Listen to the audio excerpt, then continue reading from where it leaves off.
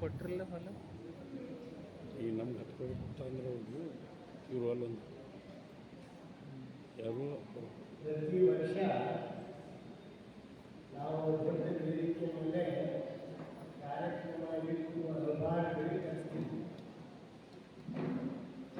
ಅದರಲ್ಲಿ ಕೇಳುವ ತಾಳ್ಮೆ ಎಲ್ಲರಿಗೂ ಇಲ್ಲ. ಅಲ್ಲಿ ಗೋಷ್ಠಿಗಳು ಅಷ್ಟು ಯಶಸ್ವಿಯಾಗಿ ನಮಗೆ ಮನದಟ್ಟ ಆಗ್ತಾ ಇದ್ದಿಲ್ಲ. ಆಸಕ್ತಿಯಿಂದ ಕೇಳುವರಿಗೆ ನಿರಾಶೆ ಆಗ್ತದೆ. ಅದಕ್ಕೆ ಈ ಸಲ ಆಲೋಚನೆ ಮಾಡಿ ಒಂದು 5 ದಿವಸ ಕಾರ್ಯಕ್ರಮ ಮಾಡೋಣ. ದಿನ ಒಂದೊಂದು ವಿಷಯದ ಮೇಲೆ ಅಕ್ಕನ ಜಯಂತಿ ಇರೋದ್ರಿಂದ, ಹೋದ ವರ್ಷ ಬಸವ ಜಯಂತಿ ಇರೋದ್ರಿಂದ ಬಸವಣ್ಣನ ಕುರಿತು ಗೋಷ್ಠಿಗಳು ಇಟ್ಟಿದ್ವಿ. 2ನೇ ವರ್ಷ ಈ ನಡೆದು ಆ ನಂತರ ಈ ವರ್ಷ ಅಕ್ಕನ ಜಯಂತಿ ಬಂದಿರೋದ್ರಿಂದ ಅಕ್ಕನ ಕುರಿತು ಈ ಕಾರ್ಯಕ್ರಮವನ್ನು ಗೋಷ್ಠಿಗಳನ್ನು ಇಟ್ಟಿದ್ದೀವಿ. ನಿನ್ನೆ ಗೋರುಜಿಯವರು ಉದ್ಘಾಟನೆ ನೆರವೇರಿಸಿ ಅಕ್ಕನ ವಚನೇತರ ಸಾಹಿತ್ಯ ಕುರಿತು ಅನುಭಾವಿಗಳಾದ ಡಾಕ್ಟರ್ ಪಾಟೀಲ್ ಅವರು ಮಾತಾಡಿದರು. ಇವತ್ತ ಅಕ್ಕನ ಯೋಗಾಂಗ ತ್ರಿವಿಧಿ ಎಲ್ಲರೂ ನಾವೆಲ್ಲ ಅವರು ಜೊತೆ ಮೀಟಿಂಗ್ ಕೊಟ್ಟಾಗ ಯೋಗಾಂಗ ತ್ರಿವಿಧಿ ಯಾರಿಗೆ ಕೊಡಬೇಕು ಅಂತ ಒಂದು ಪ್ರಶ್ನೆ ಬಂತು. ಯಾರ ಹೆಸರು ಹೇಳಿದ್ರು, ಯಾರ ಹೆಸರು ಹೇಳಿದ್ರು. ನಾನೆಲ್ಲ ನಮ್ಮವರೇ ಆಗಿರುವಂಥ ಪೂಜ್ಯರಾದ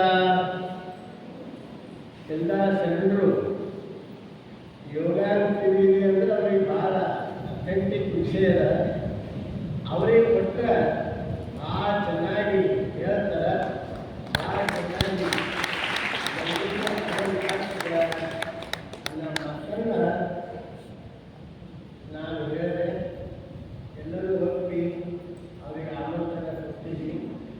ಇವತ್ತ ನಿಜಕ್ಕೂ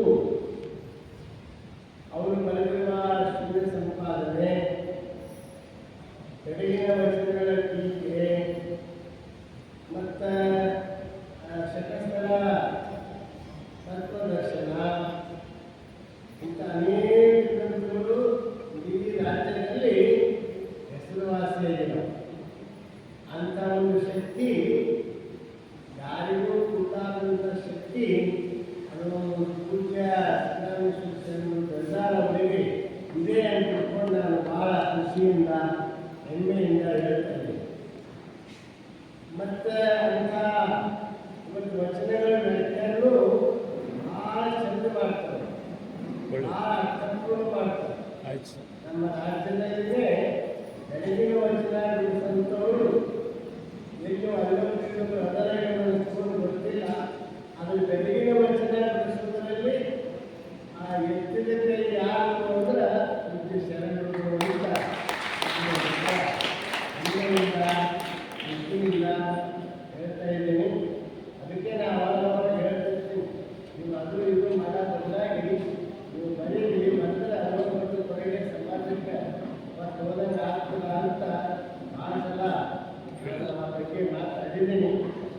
ಅದಕ್ಕೆ ಇವತ್ತು ಯೋಗಾಂಗ ತ್ರಿವಿಧಿ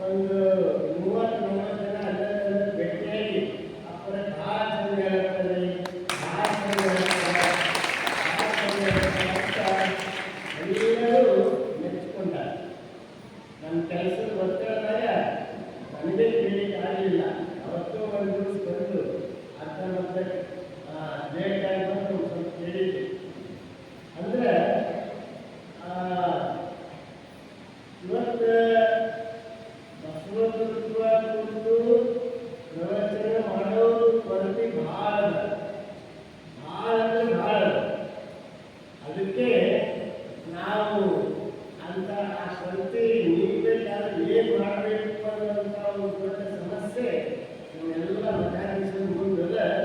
ಅದನ್ನ ಆಲೋಚನೆ ಮಾಡಿ ಇವತ್ತು ಬೇರೆ ಎಲ್ಲ ಕ್ರಿಶ್ಚಿಯನ್ ಮಿಷನರಿಗಳ ಬೇರೆ ಬೇರೆ ಧರ್ಮಗಳ ನಮ್ಮಲ್ಲೇ ಆ ಭಕ್ತಿ ಭಾಳ ಅದ. ಅದಕ್ಕೆ ಅಂತ ಭಕ್ತಿಯನ್ನು ನಿಲ್ಲಿಸುವಂಥ ಒಂದು ಯೋಚನೆ ನಾವೆಲ್ಲ ಮಾಡಿದ್ದೇವೆ. ಆ ದೃಷ್ಟಿಯಿಂದ ಇವತ್ತು ನಾವೆಲ್ಲರೂ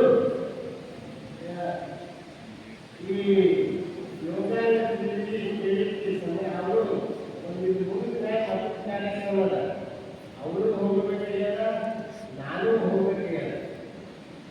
ಬಸವ ಕಲ್ಯಾಣ ಒಂದು ಕಾರ್ಯಕ್ರಮ ಅದಕ್ಕೆ ಪ್ರಾರಂಭ ಮಾಡಿ ನಾವು ಬರ್ತೀವಿ ಅಂತ ಹೇಳಿದ್ವಿ. ಅದಕ್ಕೆ ಅಲ್ಲಿ ಹೋಗಬೇಕಾಗ್ಯದ. ಅದಕ್ಕೆ ನಾನು ಹೆಚ್ಚಿಗೆ ಏನು ವಿಷಯ ಹೇಳಿ ಇಚ್ಛೆ ಬರೋದಿಲ್ಲ. ಈ ದೊಡ್ಡ ಕಾರ್ಯಕ್ರಮ ನಡೆದು ನೀವು ಗುರುಗಳು ಅನೇಕ ಮನೆಗೆ ಹೋಗಿ ಭೇಟಿ ಕೊಟ್ಟು ದಾಸವಾದ ತಗೊಂಡ ಇವರಿಗೆ ಹೋಗೋಣ ಸಮಯದಲ್ಲಿ ಬೇರೆ ಯಾರಾದರೂ ಬಂದಿರ್ಬೋದು ನಿಮ್ಮಲ್ಲಿ. ಒಂದು ವೇಳೆ ನಿಮ್ಮಲ್ಲಿ ಬಂದಿಲ್ಲ ಅಂದ್ರೆ ನಮ್ಮಲ್ಲಿ ಬಂದಿಲ್ಲ ಯಾಕೆ ಕೊಡಬೇಕು ಅಂತ ಭಾವನೆ ಬೇಡ. ಯಾರ ಹತ್ರ ಬಂದಿಲ್ಲ ಅವ್ರಿಗೆ ಎಲ್ಲಾದರೂ ಕೊಟ್ಟು ರಸೀದಿಯನ್ನು ಪಡ್ಕೊರಿ ಅನ್ನೋಂಥ ಒಂದು ಮಾತನ್ನ ಈ ಸಂದರ್ಭದಲ್ಲಿ ಹೇಳ್ತೀನಿ. ಇವತ್ತ ವೇದಿಕೆ ಮೇಲೆ ಅನೇಕರೆಲ್ಲ ಬಂದಿದ್ದಾರೆ. ಅವ್ರ ಬಗ್ಗೆ ಎಲ್ಲರೂ ನಮ್ಮವರೇ ಇದ್ದಾರೆ. ವಿಶೇಷವಾಗಿ ನಮ್ಮ ಗಡ್ಡೆ ತಾಯಿಯವರು, ವಿಜಯಲಕ್ಷ್ಮಿ ಗಡ್ಡೆ ತಾಯಿಯವರು ಇವತ್ತ ಅವ್ರ ಮನೆ ಮನೆ ನಿವೃತ್ತಾಗ ರಿಟೈರ್ಡ್ ಆಗ. ಅವ್ರಿಗೆ ಮೊದಲೇ ಹೇಳಿ ರಿಟೈರ್ಡ್ ಆದಾಗ ಮತ್ತು ಸಂಸಾರದಾಗ ಹುಡುಕ್ಬೇಡ್ರಿ, ಮತ್ತು ಗಳಸ ಹಾಗೆ ಹುಡುಕ್ಬೇಡ್ರಿ. ಅದಕ್ಕೆ ರಿಟೈರ್ಡ್ ಆದಮೇಲೆ ಉಚಿತವಾಗಿ ಫ್ರೀ ಮತ್ತು ಯಾವುದೂ ಆತಂಕ ಕೊಡಬಾರ್ದು. ಉಚಿತವಾಗಿ ದೇವರು ಆಯುಷ್ಯ ಕೊಟ್ಟಾನೆ. ನಿವೃತ್ತ ಆದಮೇಲಂತೂ ಎಲ್ಲರ ಕಳಿಸ್ರಿ ಕಡೆ ದೇವರ ಸಲುವಾಗಿ ಬಸವನ ಸಲುವಾಗಿ ಮೀಸಲಿಟ್ರೆ ಅವರು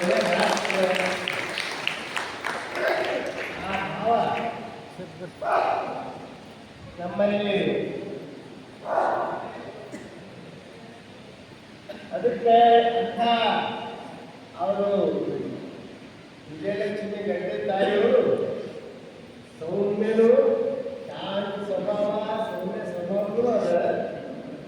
ಮತ್ತು ನ್ಯಾಯ ಸಲುವಾಗಿ ಕ್ರಾಂತಿಕಾರಿಗಳು ಅವರಲ್ಲ. ಪ್ರಸಂಗ ಬಂದ್ರೆ ವಿನಯ ವೀರತ್ವ, ಗಣಾಚಾರ ಬುದ್ಧಾಚಾರ ಎರಡೂ ಅವರಲ್ಲ. ಆ ಎರಡನ್ನ ಮರಿಪಿಸಿಕೊಂಡು ಅವರು ಕಾರ್ಯ ಮಾಡ್ತಾ ಇದ್ದಾರೆ. ನಮ್ಮಲ್ಲೊಬ್ಬರು ವಿನಾಕಾರಣ ಗಂಟೆ ಕ್ಲಾಸ್ ಕೊಡ್ತಿದ್ದ. ನಾವು ಇದೆಲ್ಲ ಕಳಿಸ್ಕೊಡ್ತಿದ್ವಿ. ಅವ್ರು ಹೋಗಿ ಮಾಡಿ ಎಣಿಸಿ ಏನೇನೋ ಮಾಡಿ ಸರಿ ಮಾಡ್ಯ. ಹಂಗೆ ಮತ್ತೆ ಇವರು ಯಾಕಂದ್ರೆ ಸಮಸ್ಯೆ ಇತ್ತು ಅವ್ರನ್ನ ಹೋಗಿ ಅವರು ನಿವಾರಣೆ ಮಾಡ್ತಾರೆ. ಅದಕ್ಕೆ ಅಂಥ ಅಪರೂಪದ ಕಾರ್ಯ ನಮ್ಮಲ್ಲಿ ನಿವೃತ್ತ ಆಗ್ಯಾರ. ನಿವೃತ್ತ ಸಲುವಾಗಿ ಅವರು ಗಂಟೆನ ಮನೆತನ ಅಂದ್ರೆ ಶಾಂತಿ ಮಠ ಗಂಟೆನ ಮನೆತನ ಭಾಳ ದಿನ ಸಂಬಂಧದ ಅಂತ ತಾಯಿಯವರು ಈಗ ನಿವೃತ್ತ ಆದ್ರಿಂದ ಅವ್ರಿಗೆ ಸನ್ಮಾನ ನಡೀತದ. ಇನ್ನೊಬ್ಬರು ಸನ್ಮಾನದ ರಾಜ್ಕುಮಾರ್ ಪಾಟೀಲ್ ಅನಂತವಾಡೆ. ರಾಜ್ಕುಮಾರ್ ಪಾಟೀಲ್ ಅನಂತವಾಡೆ ಹದಿನಾಳು ಅವರು ಭಾಳ ಬಸವಣ್ಣನ ಮೇಲೆ ಭಾಳ ಭಕ್ತಿ ನಿಷ್ಠೆ. ಅವ್ರು ದಾಸೋಹ ಅಂದ್ರೆ ಅವರು ಹೋದ ವರ್ಷ ವಿಶೇಷವಾಗಿ ಪ್ರಸಾದ ಮಾಡ್ಕೊಂಡು ಬಂದು ಎತ್ತಿನ ಗಾಡಿ ತಗೊಂಡು ಅವರೇ ಎಲ್ಲ ಮಾಡ್ಕೊಂಡು ಬಂದು ಇದೆಲ್ಲರಿಗೂ ಪ್ರಸಾದ ಉಳಿಸ್ಯಾರ. ಅಂತ ದಾಸೋಹ ಭಾವ ನಮ್ಮ ರಾಜ್ಕುಮಾರ್ ಪಾಟೀಲ್ ಅನಂತವಾಡೆ ಹದಿನಾಳದವರು ಅದರ. ಅದಕ್ಕೆ ಅಂತ ನಮ್ಮ ಇದ್ದಾರೆ. ಈ ವರ್ಷಕ್ಕೂ ಅವರು ದಾಸೋಹಕ್ಕಾಗಿ ಗೋವೆಲ್ಲ ಕೊಟ್ಟಾರ ಮಠಕ್ಕೆ ಅಂತ ಈ ಸಂದರ್ಭದಲ್ಲಿ ಇಚ್ಛೆ ಪಡ್ತಾ ಇದ್ದೀನಿ. ಅದೇ ರೀತಿಯಾಗಿ ಇವತ್ತು ಬಸವ ಗುರು ಪೂಜೆ ಮಾಡಿರುವಂಥ ರಾಜಶೇಖರ ಲಕ್ಷ್ಮೀಯವರು, ಆನಂತರ ಸಿದ್ದರಾಮಪ್ಪ ವೈದ್ಯರು, ಸಿದ್ದರಾಮಪ್ಪ ಆಂಜನೇಯವರು, ಮಲ್ಲಿಕಾರ್ಜುನ ಹನುಮಂಡಿಯವರು, ರಾಜಭೂಷಣ್ ಮಾಂದೇವರು, ಬಸವರಾಜ್ ಬದಾಳೆಯವರು, ಬಸವರಾಜ್ ಮಲೆಯವರು, ಶಿವರಾಜ್ ಮಲೇಶಿಯವರು,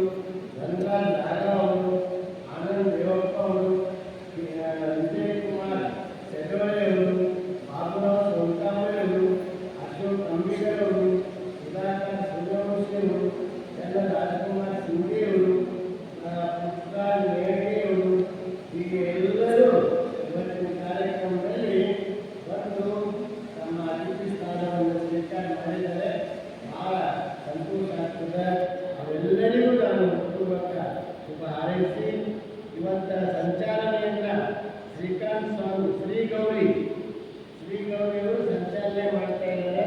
ಭಾಳ ಚಂದ ಮಾಡ್ಯಾರ. ಸಣ್ಣ ವಯಸ್ಸಿದ್ರು ಚಂದಾಗಿ ಸಂಚಾಲನೆ ಮಾಡ್ಯಾರ.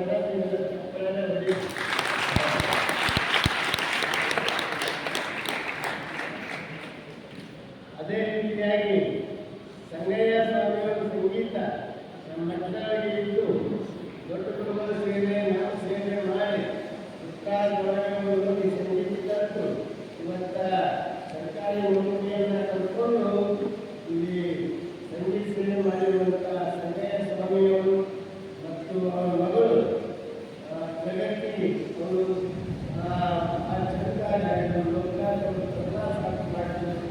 ಅವರಿಗೂ ಮತ್ತೆಲ್ಲರಿಗೂ ವೇದಿಕೆಯಲ್ಲಿರುವಂಥ ಎಲ್ಲ ಜನರಿಗೂ ಚೆನ್ನಾಗಿ ವರ್ತಿಸಿ ಈಗ ಸಮಯ